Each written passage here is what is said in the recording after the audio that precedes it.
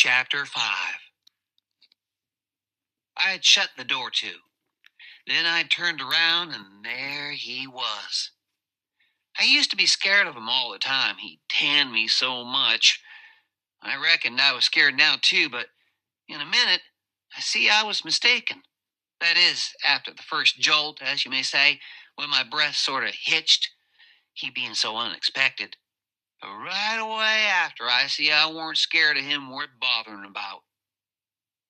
He was most 50, and he looked it. His hair was long and tangled and greasy and hung down, and you could see his eyes shining through like he was behind vines. It was all black, no gray. So was his long, mixed up whiskers. There warn't no color in his face, where his face showed. It was white, not like another man's white, but a white to make a body sick, a white to make a body's flesh crawl. A tree toad white, a fish belly white. As for his clothes, just rags, that was all. He had one ankle resting on the other knee. The boot on that foot was busted, and two of his toes stuck through, and he worked them now and then. His hat was laying on the floor, an old black slouch with the top caved in like a lid. I stood a-looking at him. He sat there a-looking at me, with his chair tilted back a little. I set the candle down. I noticed the window was up, so he had clumb in by the shed. He kept a-looking me all over. By and by, he says, "Starchy clothes, very. You think you're a good deal of a big bug, don't you?" "Maybe I am, maybe I ain't," I says. "Don't you give me none of your lip," says he. "You put on considerable many frills since I've been away. And I'll take you down a peg before I get done with you. You're educated, too, they say. Can read and write. You think you're bearing your father now, don't you, 'cause he can't? I'll take it out of you. Who told you you might meddle with such highfalutin foolishness, eh? Who told you could?" "The widow. She told me." "Oh, the widow, eh?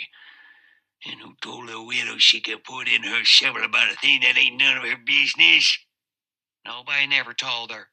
"Well, I'll learn her how to meddle. And looky here, you drop that school, you hear?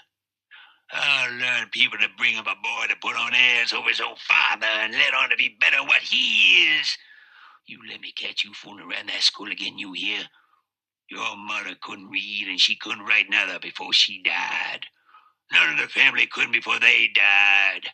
I can't, and here you are swelling yourself up like this. I ain't the man to stand it, do you hear? Say, let me hear you read." I took up a book and begun something about General Washington and the wars. When I'd read about a half a minute, he fetched the book a whack with his hand and knocked it across the house. He says, "Yes, so you can do it. I had my doubts when you told me. Now looky here, you stop that putting on frills. I won't have it. I'll lay for you, my smarty. And if I catch you by that school, I'll tan you good. First you know you'll get religion, too. I never seen such a son." He took up a little blue and yellow picture of some cows and a boy and says, "What's this?" "It's something they give me for learning my lessons good." He tore it up and says, "I'll give you something better. I'll give you a cowhide." He sat there mumbling and a-growling a minute, and then he says, "Ain't you a sweet-scented dandy, though? A bed and bedclothes and a looking-glass and a piece of carpet on the floor, and your own father got to sleep with the hogs in the tan yard. I never see such a son. I bet I'll take some of these frills out of you before I'm done with you. Why, there ain't no end to your heirs. They say you're rich. Eh? How's that? They lie, that's how. Looky here, mind how you talk to me. I'm a stand about all I can stand now, so don't give me no sass. I've been in town 2 days, and I ain't heard nothing but about you being rich. I heard about it way down the river, too. That's why I come. You give me that money tomorrow. I want it. I ain't got no money. It's a lie. Judge Thatcher's got it. You get it, I want it. I ain't got no money, I tell you. You ask Judge Thatcher, he'll tell you the same. All right, I'll ask him, and I'll make him bungle too, or I'll know the reason why. Say how much you got in your pocket. I want it.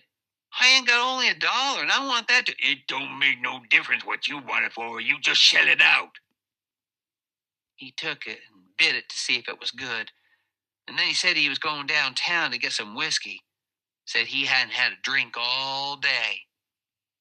When he had got out on the shed, he put his head in again and cussed me for putting on frills and trying to be better than him. And when I reckoned he was gone, he come back and put his head in again and told me to mind about that school because he was going to lay for me and lick me if I didn't drop that. Next day, he was drunk, and he went to Judge Thatcher's and bully-ragged him and tried to make him give up the money, but he couldn't. And then he swore he'd make the law force him. The judge and the widow went to law to get the court to take me away from him and let one of them be my guardian. But it was a new judge that had just come, and he didn't know the old man. So he said courts mustn't interfere and separate families if they could help it. Said he'd rather not take a child away from its father. So Judge Thatcher and the widow had to quit on the business. Well, that pleased the old man till he couldn't rest. He said he'd cowhide me till I was black and blue if I didn't raise some money for him. I borrowed $3 from Judge Thatcher, and Pap took it and got drunk and went a-blowing around and cussing and whooping and carrying on.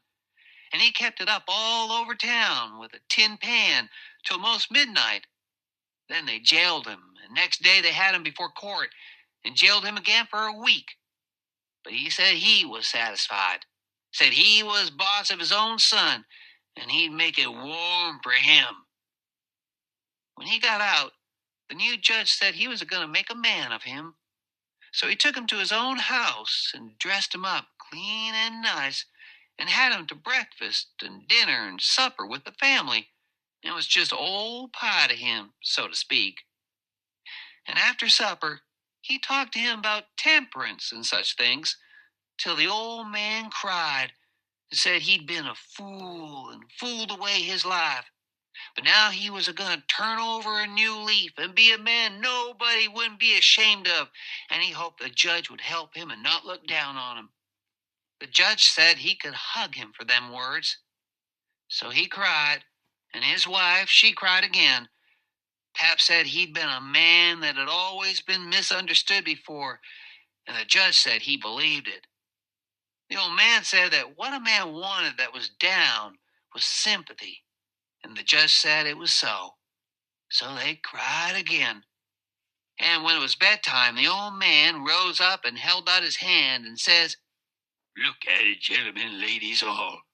Take a hold of it. Shake it. There's a hand that was the hand of a hog, but it ain't so no more.